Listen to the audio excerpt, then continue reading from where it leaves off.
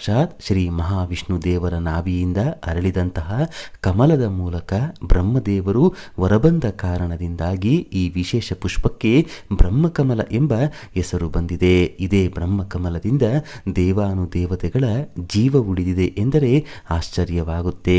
ಗಣೇಶನ ಶಿರಸ್ಸು ಬದಲಾದ ಕತೆ ಪ್ರತಿಯೊಬ್ಬರಿಗೂ ಗೊತ್ತೇ ಇದೆ. ಶಿವನಿಗೆ ಕೋಪ ಬಂದು ಗಣೇಶನ ಶಿರಚ್ಛೇದನ ಮಾಡಿದಾಗ ಆನೆಯ ರೂಪವನ್ನು ಗಣೇಶನಿಗೆ ಜೋಡಿಸುವಾಗ ಈ ವಿಶೇಷ ಬ್ರಹ್ಮಕಮಲದ ರಸವನ್ನು ಲೇಪನ ಮಾಡಿದ ನಂತರವೇ ಗಣೇಶನಿಗೆ ಮರುಜೀವ ಬಂದು ಅದ್ಭುತ ಶಕ್ತಿ ವೃದ್ಧಿಯಾಗುತ್ತೆ. ರಾತ್ರಿ ರಾಣಿ ಎಂದು ಕರೆಯುವ ಬ್ರಹ್ಮಕಮಲವು ರಾತ್ರಿಯೇ ಅರಳಿ ರಾತ್ರಿಯೇ ಬಾಡುವ ವಿಶೇಷ ದೇವಲೋಕದ ಪುಷ್ಪವಾಗಿದೆ. ಹಿಮಾಲಯದ ಎತ್ತರ ಪ್ರದೇಶಗಳಲ್ಲಿ ಹಾಗೂ ಉತ್ತರಾಖಂಡ್ ಪ್ರದೇಶಗಳಲ್ಲಿ ಬ್ರಹ್ಮಕಮಲವು ಅಗಾಧವಾಗಿ ಬೆಳೆಯುತ್ತೆ. ಈ ಪುಷ್ಪವು ಅರಳುವ ಸಮಯವನ್ನು ಅಲ್ಲಿನ ಜನರು ಹಬ್ಬದಂತೆ ಸಂಭ್ರಮಿಸುತ್ತಾರೆ. ಟಿಬೆಟ್